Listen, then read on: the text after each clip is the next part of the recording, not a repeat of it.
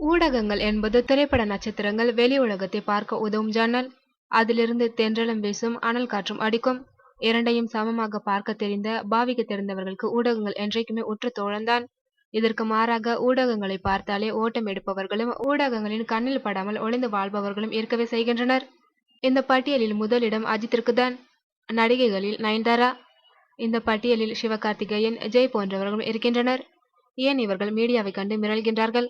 அமராவதி தொடங்கி அமர்கலம் வரை மீடியா ஃப்ரெண்ட்லியாகவே இருந்தார் அஜித்.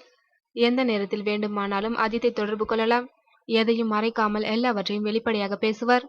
அப்படி இருந்த அஜித் இன்றைக்கு மீடியா வெளிச்சத்திலிருந்து விலகி இருக்கின்றார். காரணம், மீடியாவில் இருந்த சிலரது தவறான நடத்தையும் நடவடிக்கையும் தான். அவர்களிடம் நட்பு முறையில் அஜித் பகிர்ந்து கொண்ட பல விஷயங்களை பத்திரிகை பசிக்காக கவர் ஸ்டோரியாக்கி அஜித்திற்கு தர்ம சங்கடத்தை ஏற்படுத்தியுள்ளனர். அதன் காரணமாகவே தனது வாய்க்கு பூட்டு போட்டுக் கொண்டார் அஜித். அவருடைய வருத்தத்தையும் வலியையும் புரிந்து கொள்ள முடிகின்றது. நயன்தாராவின் பிரச்சனை வேறு. நடிக்க வந்ததே காதலிக்கத்தான் என்பது போல் அடிக்கடி காதலர்களை மாற்றிக்கொண்டே இருக்கின்றார் நயன்தாரா.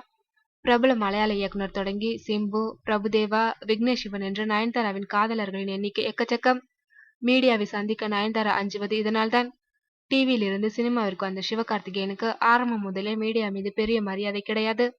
நேற்று வரை மீடியாவில் இருந்துவிட்டு இன்றைக்கு அதே மீடியா ஆட்களில் நான் ஹீரோவாகும் என்று பந்தா காட்டினால் அது தனக்கு எதிர்வினையாற்றும் என்ற எண்ணத்தின் காரணமாக விலகியிருக்கிறார்.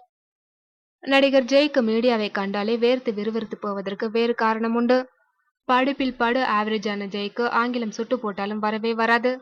பிரஸ் மீட்டில் யாராவது ஆங்கிலத்தில் கேள்வி கேட்டுவிட்டால் என்ன செய்வது? அதனாலேயே இவரும் மீடியாவின் பார்வையிலிருந்து எஸ்கேப் ஆகி வருகிறார்.